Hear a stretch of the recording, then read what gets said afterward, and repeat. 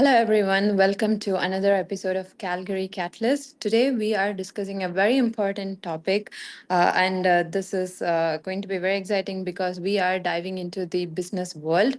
We've been talking about different sectors so far around tech, especially, and data and media. So, today, we are diving into business, and to discuss this with me, I have a very, very special guest today on the show. Please welcome Adam Legge. He's the president of the Business Council of Alberta.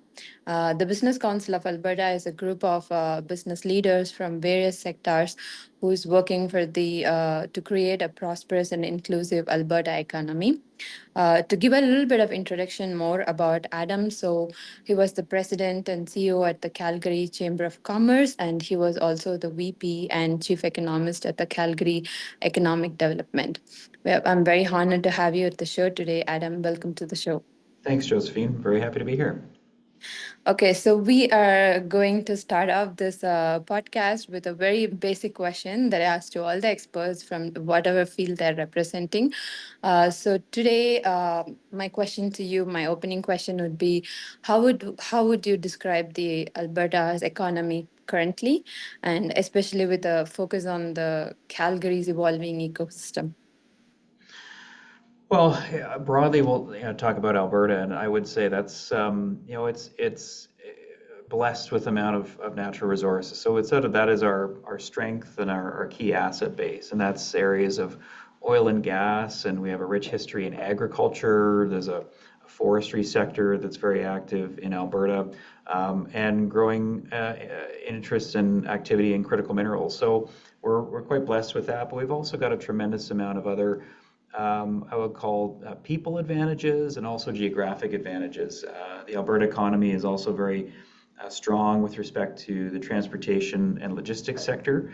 We're in a pretty interesting strategic position. We're at the intersection of the Trans-Canada Highway, the Canamex corridor, which is a highway network which runs from basically Mexico all the way up into the Northwest Territories. So it's a strategic road location, strategic rail location, strategic air location. Calgary is the most connected mid-sized city in all of North America from an air access and air market standpoint.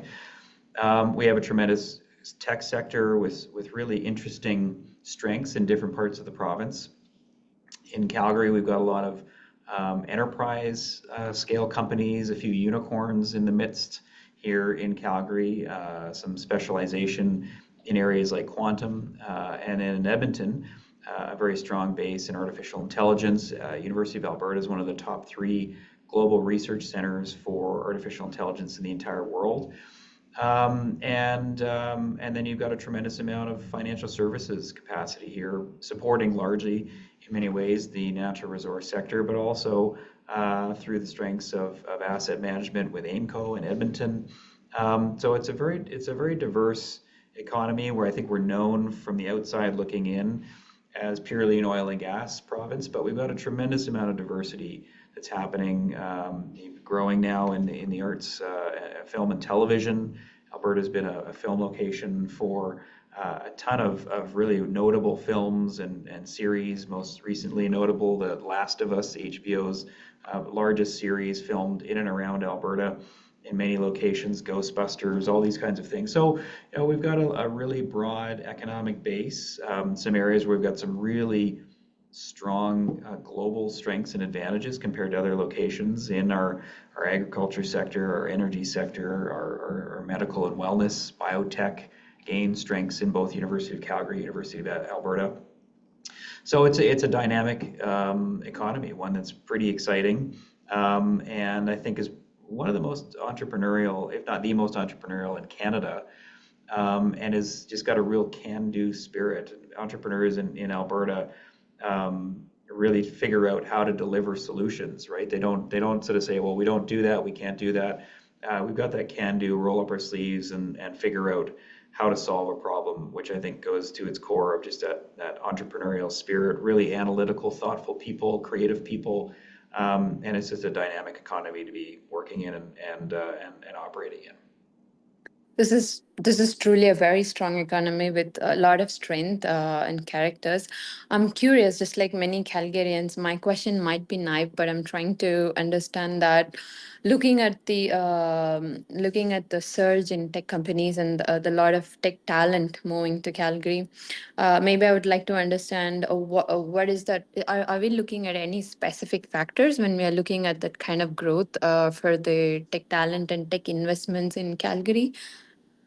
I think Calgary offers a number of advantages. I think when you look at some of the tier one centers like a Silicon Valley or a New York, et cetera, many of those companies, there's a critical mass there that, frankly, a Calgary can't compete with. Very few places can be the next Silicon Valley just because there is that critical mass of people, critical mass of companies, critical mass of capital and talent and mentorship.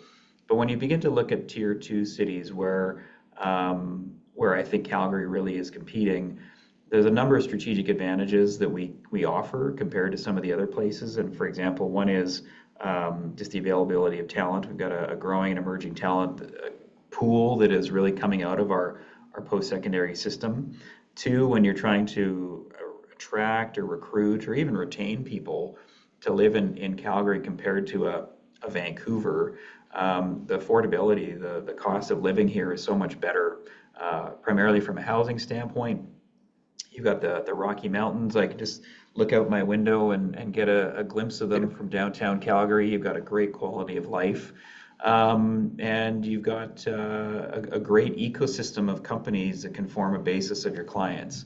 And so there's some really strategic advantages. They gain the air access. It's a single flight to Silicon Valley, single flight to Toronto, New York, you name it. Many of the major technology and finance hubs around the world. So those are some of the advantages that I think a lot of companies are looking at if they're looking to expand, if they're looking to go to other centers. We've got some real cost competitive advantages. We've got some real talent attractiveness factors like the housing, like the quality of life. We've got abundance of space in our downtown and surrounding area at much more affordable rates than some of the major centers. So the whole package, combined with Alberta's tax advantages, is pretty attractive for a company looking to grow their tech base in a tier two mid-sized city. Got it. That really answers my question. It gives me a very clear picture of what are we looking at. So thank you so much for that. Well, my second question is kind of contradictory to the first one that we just spoke because we are getting into the growth inequality that we also see through some of the reports. What do you think is the contrast that between this growth and and the inequality in terms of income, in terms of opportunities, are some of the social problems that we see in Alberta, Calgary for that matter, including food insufficiency, food shortage, or the homelessness, and all those kind of other social issues. And also adding education because many people I've spoken to have also told me that the cost of education is another factor that plays a main role in someone getting into the opportunity and the growth pool. So, how do you look at that difference? What do you think is the reason? Yeah, one of the exciting roles that I have in the community also is the chair of the board for Vibrant Communities Calgary, which is a poverty reduction organization here in Calgary. The one thing that I always try and look at is not only the data around some of these issues, but also the trend. And it's actually quite heartening to see that some of the trend directions are moving in the right directions, and that we may not be as challenged as some people think. If you look at what's termed as income inequality, which is a technical term, it's called something called the Gini coefficient, which measures the income levels at the upper end of income spectrums to the population at the lower end of the income spectrums. Canada overall, quite frankly, does not have the disparities that you see in other countries around the world. When you look at some of the cities, Calgary does have the second highest income inequality of all major centers in Canada. Now, that's largely due to the fact that Calgary is a head office city. So you typically will see some of that greater disparity in the head office cities because you get higher incomes in the executive suites of head office cities. And Calgary is in similar territory. Toronto is number one in terms of the highest income inequality. Vancouver is number three. So you kind of have Canada's headquarter cities to some degree in that mix of the top three. So it's important to sort of understand that typically does create some skewed data just because they are head office cities. It's also important to note that even though Calgary has grown by about 300,000 people over the past 10 years, the proportion of those with income inequality or that Gini coefficient has actually declined over that 10 years. So we're actually improving over time compared to getting worse. So that's something that's positive. We're seeing people then obviously are getting better opportunities. They're getting better wages and better incomes. Also, Alberta is one of the most educated and high-performing student score provinces in the entire country. We beat the Canadian average by a substantial margin. So Albertans are better educated and perform better on educational quality outcomes than our peer provinces. That's not to say we don't have some challenges. There's areas we can definitely make some progress on and improve through additional investment or better policies. That would be in the areas of, say, non-market affordable housing supply. We definitely need to grow that. Wait lists are still very, very long for non-market affordable housing here in the city. We need some better stability and certainty for access to the low-income transit passes through a more long-term agreement between the city and the province. So I'd say there's definitely some areas we need to improve, but other measures like rental increases for rental accommodations are actually on a downward trend because supply is beginning to catch up with demand, and so rents are on the decline. There's more availability. Vacancy rates are rising, so people have more choice and therefore affordability. The homelessness counts are stable, if not declining, depending upon the year that they're being looked at. So, as I say, we've got some areas to improve upon, but overall, I would say that the picture is quite positive given the growth that Calgary's experienced over the past few years. And I think we often are bombarded with the negative news stories, and it's quite easy to open up a social media channel on your phone and just see all of the things about what's happening in the downtown or what have you. And we definitely need to tackle some of the crime and safety issues, particularly on the C train routes. I think that's something for council to tackle because we want to make sure Calgarians feel safe and are safe on the streets. But overall, the trend at a big picture tells me that we're headed in the right direction. That's a very hopeful picture. Thank you for sharing that. To follow up on that, I would like to ask you to understand a little bit. I see that our immigration or the migration have been pretty high. I think maybe the recent years it had gone down a little, but how has it added or contributed to the whole all this ecosystem changes? Well, I think one of the things, first and foremost, is that immigration is a net positive to our country. We bring in new entrepreneurs, new innovators, and they contribute positively to our communities.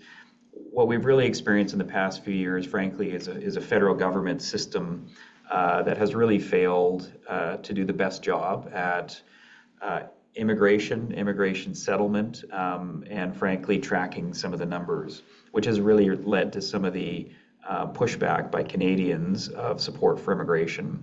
So in the past couple of years, we've had some aggressive immigration targets, but we've also have on a temporary basis international students, temporary foreign workers, and quite frankly, the federal government lost track of the count of that. And so while we had targets for permanent immigration of around rough numbers, 500,000 people each year, we're actually seeing over 1 million people in total because they were not factoring in some of the temporary students and foreign workers. So that's what drove a lot of the affordability and housing shortage supplies in particularly Ontario. which really saw a lot of Canadians who have traditionally been very supportive of immigration. The support for immigration publicly went to its lowest level in decades over sort of that 2023-2024 period. Um, it, if you take them at their word, the federal government recognizes they have a problem there, and they're doing some work to decrease the number of international students and temporary workers, and are trying to fix some of that. So I'm optimistic we'll get back to a place where Canadians are more positive in terms of sentiment towards immigration. And we also need to do a better job of ensuring that we're selecting the best immigrant pool we can, but also making sure that they're set up for success when they land in Canada. For example, in terms of some of the scoring criteria, there's a greater value placed on someone with a PhD in Latin than there is with someone who is a skilled trade heavy duty mechanic. I can tell you, representing the private sector in Alberta, I cannot find a PhD in Latin a job with my members, but I have members lined up out the door to hire a heavy-duty mechanic. But the PhD in Latin will get in before the heavy-duty mechanic in Canada. So that's an example of a problem on the criteria. But then also, we're seeing a number of new Canadians who come in. They'll come into one city, typically a Toronto, Vancouver, Montreal, and then they'll move to another location, maybe to Edmonton, Red Deer, Winnipeg. But the settlement money that helps with the agencies that help them with job search, language skills, housing supports, etc., the money doesn't follow them on the secondary move. So if they go to Montreal as a first point of entry, the money to a settlement agency goes to Montreal. But if they then make a secondary move to, say, Red Deer, the money doesn't follow them. So settlement agencies in higher growth locations like those in Alberta are underfunded. And so we've got too many people waiting a year to get, for example, English language training, when that money should be following them to enable the resources to be there in place to set them up for success and enable them to put their best foot forward and achieve, as you say, an ability to belong in the community, an ability to participate in the workforce. And so that's an example of another system change that needs to happen at the federal government level. That's very detailed. I was actually about to ask you on that skill part, but thank you so much for covering that. It's helpful to know that detail. My next question is also my most favorite question. So BCA is a group of business leaders who, from various sectors, who work on this together for the Alberta's economy and future. So my question here is that how can business leaders and business leaders and businesses, investors, entrepreneurs can work together to create to create that balanced state of growth. I also talk about this concept called the inclusive economic model, where all of us get an opportunity to contribute or be a part of the growth system. So, from the business perspective, how do you look at it? Because sometimes I read that. When applying certain models of this, businesses feel like they would lose their profits if they have to go through all these processes. But how do you look at it? You know, we're very proud of a piece of work that we did back in 2023, and it was a 10-year vision and strategy for the province. It's called Define the Decade, Okay. and it's about building Alberta's future together. Because the people around the table here at the Business Council believe that we want to help make life better for all Albertans. We have a bias, a belief that is through a thriving private sector, by creating jobs and opportunity and the ability for people to generate wealth and income and prosperity and have choices and opportunities. So we built a 10-year strategy for the province of Alberta. And part of that, there was a vision that we asked over 2,000 Albertans what would they define as a good life in Alberta over the next 10 years. And we talked to more Albertans than any project has in recent history, outside of typically an election, for example. So we talked to people in northern and remote Alberta. We talked to high school students, post-secondary students. We talked to seniors. We talked to Indigenous elders. We talked to business leaders, community leaders. And they told us really Alberta's vision, what is a good life in Alberta, really boils down to three things. It's a place of belonging, it's a place of opportunity, it's a place of solutions. We feel our best role as an organization is to advocate for policies that will enable us to realize that vision so that we can ensure people do feel like they belong, that they do feel they have opportunity, and that they've got the capacity and the skill set to generate solutions for the challenges that they face, not only within their lives, but the ones that we face as a world in terms of needing to feed people and to energize the world.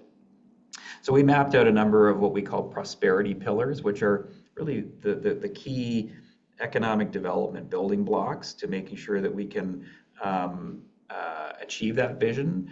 They're pretty common. You'd find them in any community from an economic development strategy, but they're very vital to executing on it. So it's things like quality of life and belonging. We made recommendations that support more Indigenous economic reconciliation, more investment support for helping immigrants settle in the communities across Alberta. Some of the examples I just talked about a few minutes ago are about some of the deficiencies in the Canadian immigration system. So we've dug deep into some of those areas around immigration and settlement. Another pillar is like the skilled workforce and talent pool. So policies that ensure availability of space in post-secondaries, improving the view and the way that people assess the skilled trades occupations. They're, for example, not viewed as equal as a post-secondary or a university degree. But so we need to create a parity of esteem amongst our skilled trades and our typical university level graduates, because the jobs are in high demand, they're very high paying, they're increasingly technologically sophisticated, so they're not just very manual labor, but they're very much about a creative and innovative process. We also talked about building the infrastructure. We need to get our products to market. Frankly, the more opportunities we have in Alberta to innovate, to create, to develop, and to export, the more jobs there will be for Albertans, and that will mean greater prosperity. But we've been constrained in Western Canada here with the federal government policy around our industries not being able to develop some of the resources, not being able to export those resources, not being able to add value to those resources. So how can we affect public policy that will enable more Albertans to find really meaningful opportunities in the agriculture sector, in the forestry sector, in the oil and gas sector, and not only from the resource base, but also on the innovation side. So many of these industries, part of the value is in unlocking the actual resource, but they're tremendously advanced and sophisticated from a technology standpoint. I mean, the oil sands are use steam-assisted gravity drainage, which basically means you drill down and sideways kilometers under the ground and extract the resource, barely affecting the footprint of the landscape on top, or carbon capture and storage. I mean, the technology that's needed to do that, or precision agriculture, the ability to use as few inputs as possible, maximizing yield and harvest and production. All of these things are taking tremendous amount of technology and innovation. So there's roles for so many people across that entire value chain of our industries. And the more we can create that potential, the more I think you'll see opportunities for Albertans to fulfill that vision, really, that we are a place where they feel they can belong, they can bring their best talents, they have an opportunity to gain an education, to gain meaningful employment, and that they can bring the talents that they have to bear on the challenges we have today globally about feeding the world or energizing the world or keeping the world healthy. So that's how we see sort of that broad interplay between business and community and society is by a holistic economic development strategy that not only focuses on the ways in which we can build companies and grow and compete globally, but what are those base foundational economic development infrastructure that we need in place, things like education and infrastructure, and quality of place and belonging. That is very helpful because my next question was also partly about the kind of industries that we are looking at, because you covered that there are very different industries that, if provided with certain resources and opportunities, it's very helpful for everybody to go. Touching down on that point again, so we see that, like we just discussed, Calgary is on the rise in terms of technology, a lot of innovation happening. What are some of the other prominent industries or sectors that are booming? Like you've said, the energy in terms of carbon capture, food agriculture. I see that too. Is there anything that's playing a role, but we generally do not talk about in terms of the Calgary's ecosystem growth? Yeah, I would say that we have our traditional strengths in those areas of oil and gas and agriculture. We're a very significant agriculture hub from a head office location, whether it's UFA, United Farmers of Alberta, Nutrien, Bayer Crop Science, Corteva Canada. We have a real strong base of agriculture companies here. You talked about oil and gas, you talked about technology, a lot of enterprise technology and quantum computing, healthcare, biotech, medtech, for example, in that space. I'd say a couple areas that don't get as much profile when we talked about early on is transportation and logistics. We have a tremendous geographic advantage with respect to our road, our rail, and air positioning here in Alberta. We're a growing, increasing aerospace center. It's the global headquarters for WestJet. We also have the de Havilland head office and manufacturing facility moving just east of Calgary in the Strathmore area. So they'll be building, manufacturing, and repairing de Havilland aircraft there. So we're seeing a lot happen in the transportation, logistics, aerospace. We're the headquarters city for CPKC. Financial services. There's been the deal flows that happen here in Alberta, particularly in Calgary, because of the head office capacity around innovation and investment in the oil and gas sector, increasingly in the technology sector. Groups like CDL, Rockies are all ways in which we're bringing pools of capital to bear on investments in a whole host of sectors. Mentioned earlier on the film and television that we're a growing center for film and television. We have incredible crews here in Calgary in southern Alberta. Great geography, great vistas, great scenery, a more competitive dollar in terms of the location filming spots versus the United States. So we've seen a lot of prominent productions come here. So those are some of the ones that I think people may not necessarily immediately think about, but are really important parts of the Calgary economic fabric. Um, as you mentioned, that as different industries grow out and provide different opportunities, that brings me to a very key question.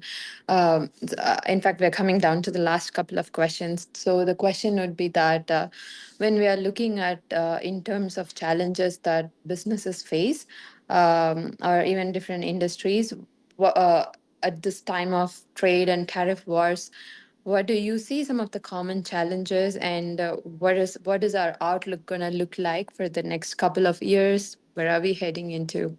Yeah. Well, I mean, you nailed one of the biggest ones right away with your question is tariffs and the uncertainty of the U.S. and the trade relationship that we have there. I mean, no one knows how that's going to play out. I'm not even sure the president knows.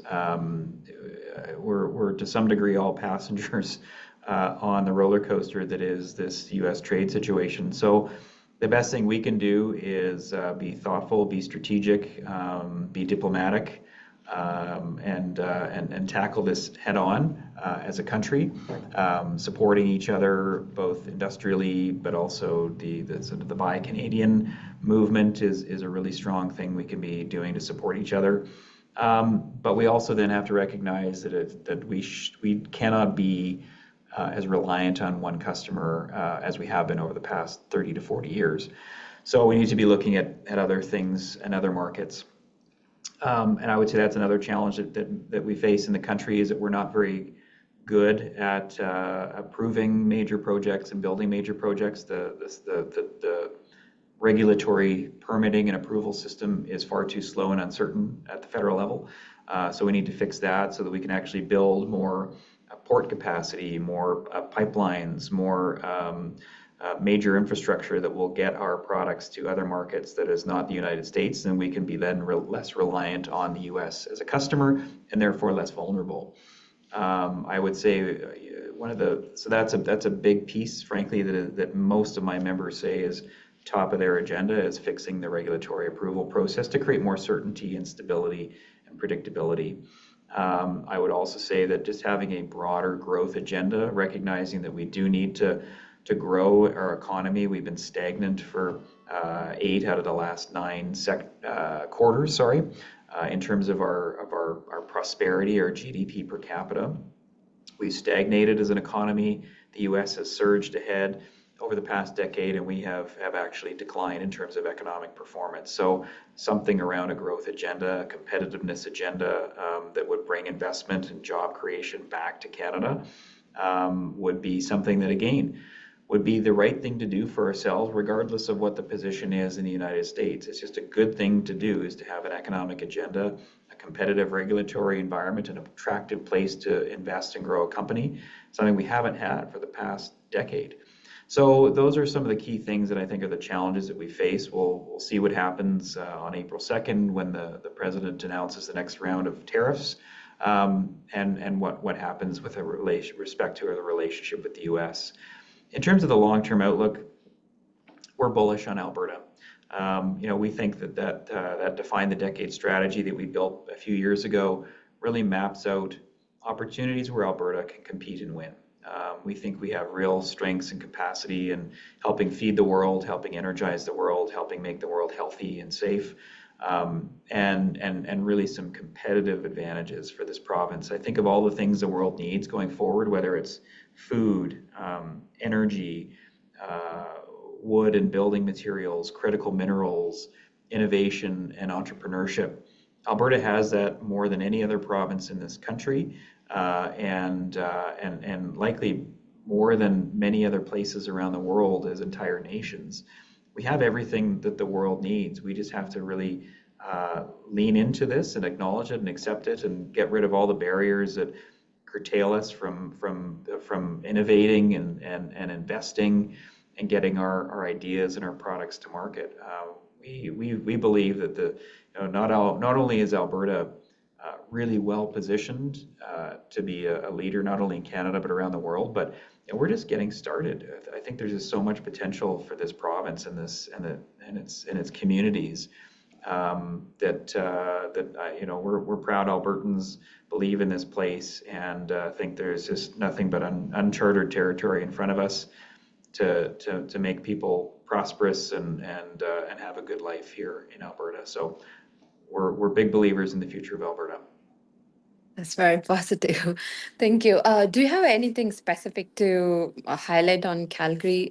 We spoke about Alberta. Do you see any particular trend for growth in the future for Calgary? We talked to many communities after in the building of Define the Decade, but also after the launch of Define the Decade, and many of the communities came to us and said, how do we fit our economic development into the framework of Define the Decade? And I simply respond by saying, we've identified what we think are the strategic opportunities for Alberta, which, as I say, is feeding the world, energizing the world, and healthy lives.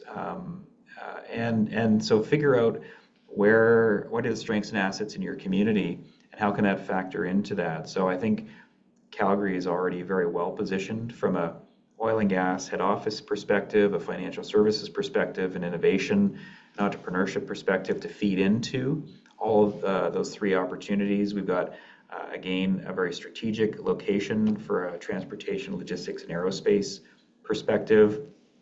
I think we've got tremendous future potential on the film and television side. Our post-secondaries are world-class. And so I think there's so much opportunity to just build on some of those three real target areas for the province, and the cities can play in where they've got their strengths and capabilities. So I think Calgary again has a tremendous opportunity, and very bullish about the future of our city as well. It's very nice. It's a very exciting time to be for Calgary and to live here.